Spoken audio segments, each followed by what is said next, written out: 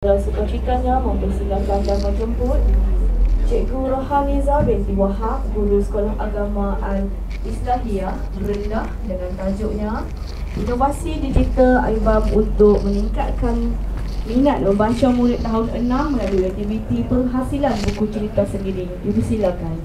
Baik, terima kasih kepada pengurusi majlis. Assalamualaikum warahmatullahi wabarakatuh. Yang berusaha juri dan juga tuan-tuan dan puan-puan sekalian. Baik, saya Rohaniza binti Wahab dari Sekolah Agama Al-Islahiyah Rendah, Perlis. Baik, latar belakang sekolah saya ada satu bangunan saja. Setiap tahun ada 2 kelas. Jumlah semuanya 401 untuk tahun ni. Cikgu ada 32 orang. Okey. Baik, saya teruskan. Perkongsian saya pada hari ini adalah inovasi digital Aibam untuk meningkatkan minat membaca murid tahun 6 melalui aktiviti penghasilan buku cerita sendiri. Baik, saya masukkan pada pengenalan dulu. Cabaran literasi bahasa Melayu kini, minat membaca dalam kalangan murid semakin menurun. Bahan bercetak dianggap tidak menarik dan tidak visual. Murid lebih tertarik kepada kandungan digital. Biasalah kalau generasi alfa ni murid memang lebih lebih tertarik kepada gadget. Jadi kita sebagai cikgu, kita berinovasilah untuk menggunakan pendekatan yang lebih bermakna. Pengajaran perlu selari dengan dunia digital murid. Baik, apa itu Aibam ni sebenarnya? Aibam ni saya ambil daripada Artificial Intelligence untuk bahasa Melayu. Jadi memang menggunakan apps lah, aplikasi digital. Kemudian disokong oleh kerangka 3E, ada engage, enhance dan extend. Apa tu nanti saya terangkan selepas ni. Baik, penyataan masalah isu dalam PDP Bahasa Melayu, murid kurang minat membaca bahan bercetak. Jadi kalau kita tanya nilam, biasanya murid lebih suka membaca dalam kandungan digital, mungkin PDF ke ataupun mana-mana lah. Kemudian tidak yakin menulis secara kreatif. Murid ni sekarang memang malas sangat nak menulis. Kalau kita buat karangan pun memang orang kata apa, tak cukup patah perkataan ataupun lebih maksud kata kosakatanya sangat kurang. Jadi PDP bersifat satu hala tidak menarik minat murid. Kalau tradisional memang kita tak dapat nak tarik minat murid lah. Kemudian cabaran guru pula, sukar wujudkan PDP interaktif dalam masa terhad. Bahan bantu mengajar digital terhad, murid pelbagai tahap pencapaian dalam latar belakang. Kita dah start streamingan. Dalam satu kelas memang ada murid sederhana, ada murid lemah, ada murid cemerlang. Kemudian refleksi saya pula, murid lebih responsif apabila aktiviti melibatkan elemen digital dan kreatif. Penggunaan teknologi tanpa arah pedagogi kurang berfokus. Perlu pendekatan baharu berfokus, menyeronokkan dan relevan dengan generasi alfa sekarang ni. Kemudian persoalan utama, bagaimana teknologi AI ni dapat dimanfaatkan secara terancang untuk meningkatkan minat membaca dan menulis murid melalui penghasilan buku digital mereka sendiri. Maksud kata, bukan cikgu yang buat buku tu, tapi murid sendiri yang hasilkan. Baik, ada 4 objektif. Meningkatkan minat membaca, memperkasa kemahiran menulis, berfikir kreatif, mengintegrasikan teknologi AI dalam PDP Bahasa Melayu, menilai keberkesanan inovasi berpandukan kerangka 3E. Okay. Alat dan platform yang digunakan, saya menggunakan ChatGPT. Saya memperkenalkan ChatGPT kepada murid untuk mencari idea, menjana idea. Kemudian gunakan Canva untuk mereka bentuk buku. Kemudian kita terbitkan dalam book creator. Baik, ini adalah langkah pelaksanaan. Yang pertama, saya perkenalkan dulu dengan teknologi AI ni. Apa itu ChatGPT, apa itu Canva, apa itu book creator. Yang ni saya akan bagi demonstrasi lah. Saya tunjuk dekat depan dan murid tengok dulu, kemudian dia cuba. Kemudian kita ada perancangan kandungan buku cerita. Okay, melalui ChatGPT tadi, kita bagi prompt. Prompt ni biasanya saya yang bagi sebab kita pun nak kawal penggunaan digital supaya tak tersalah langkah kan.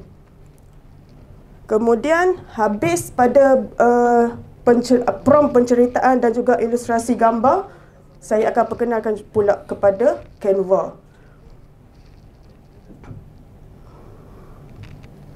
Habis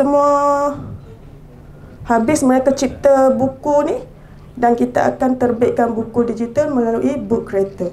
Yang ni murid-murid boleh sunting lah, nak masukkan audio ke ataupun video kan boleh.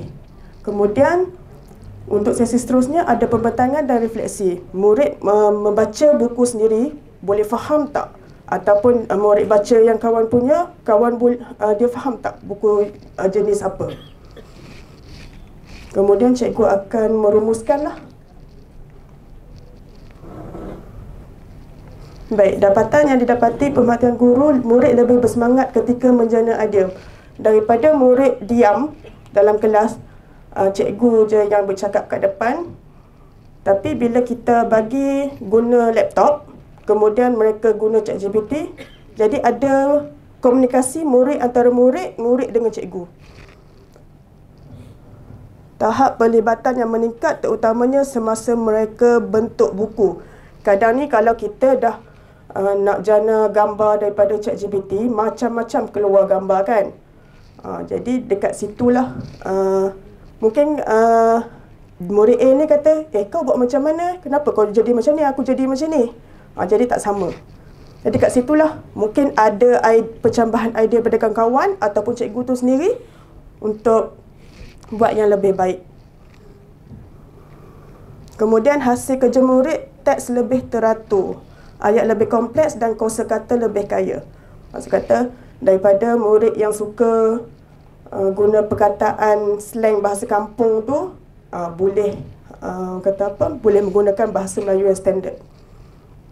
Hasil soal selidik refleksi, 80% murid lebih seronok membaca hasil sendiri, 70% murid lebih yakin menulis, maksud kata menulis manual. Jadi lebih yakin. 85% murid suka menggunakan teknologi AI untuk bantu belajar. Jadi sebenarnya AI ni bukannya dia nak nak sekat pemikiran murid, tapi hanya membantu sahaja. Bukannya kita menggunakan AI sepenuhnya. Apa-apa pun kalau nak minta idea pun cikgu yang kena tengok dulu sebelum sebelum murid gunakannya. Baik, bagaimana Aibam melibatkan murid? Semua murid ni dia melibatkan diri, kena libatkan diri menggunakan ChatGPT ni. Yang ni selari dengan prinsip COP lah. Teknologi dianggap berkesan apabila benar-benar melibatkan murid. Baik, seterusnya menambah nilai. Bantu menstrukturkan ayat. Canva bantu murid rancang reka bentuk buku. Kemudian extend pula, mungkin boleh edit di luar waktu sekolah dan boleh dikongsi dengan ibu bapa ataupun perpustakaan awam yang lain. Baik, cabarannya risiko nak meniru lah kan. Yang ni yang saya kata tadi, kita kena kawal juga penggunaan ChatGPT tu. Kemudian kesimpulan, baiklah, Aibam ni memang dia berjaya meningkatkan minat membaca dan juga memperkasakan penulisan murid. Cadangannya, setakat ni saya pernah membuat perkongsian antara cikgu-cikgu bahasa Melayu di negeri Perlis. Kemudian pernah berkongsi dengan IPGM Perlis. Dan pensyarah pun memang dia agak berminat kandungan murid yang buat tu. Kemudian impak jangka panjang, mungkin kita boleh wujudkan ekosistem pembelajaran bahasa yang interaktif, reflektif dan bersifat kendiri. Baik, inilah buku yang ada dalam library saya dan tuan-tuan boleh scan lah kalau nak tengok. Baik, itu saja daripada saya. Terima kasih.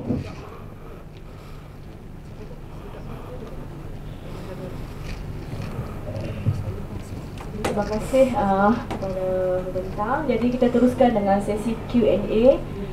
Saya buka kepada audien jika ada sebarang soalan, silakan gunakan.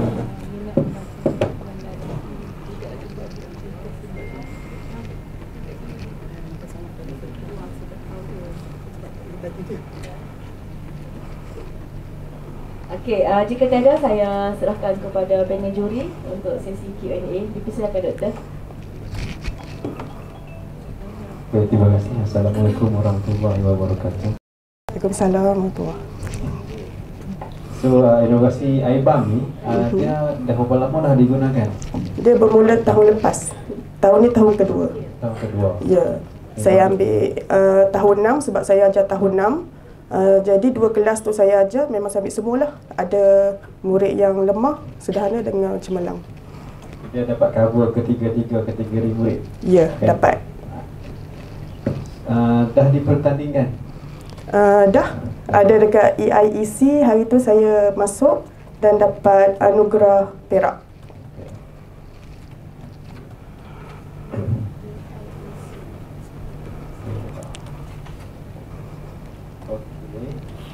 So, inovasi ni dia salah satu dia menggunakan AI tool ChatGPT lah. Ya, betul. So, minta tolong terangkan kenapa ChatGPT itu dipilih sebagai tool. Okey.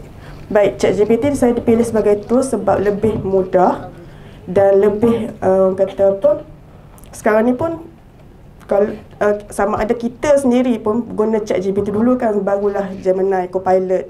Saya percaya dan tuan-tuan pun memang ada pakai. Tapi untuk murid, ChatGPT ni mereka lebih kenal. Walaupun murid sekolah saya ni memang asal kampung, tapi dia punya penerokaan dia terhadap ChatGPT tu memang sangat tinggilah sebab dia orang dah biasa. Jadi buat apa saya nak guna tools lain kalau dia orang dah biasa guna ChatGPT. Macam itulah. Okay. So tadi kita nampak kita ada peningkatan pencapaian murid lah kan? Ya, maksudnya betul. dia berkesan untuk meningkatkan minat membaca kan? Ya. So nak tahu bagaimana keberkesanan itu diukur? Baik, keberkesanan tu melalui PBD. Kita kan ada PBD berterusan. Jadi kalau sekolah saya buat 2 kali ujian, maksud kata ujian sumatif, daripada TOV kita tengok menurun, kemudian kita ambil AR1, kita tengok PBD dia meningkat ke menurun, atau dan juga AR2 UASA tu. Jadi saya menilai semasa murid menulis karangan bahagian di penulisan.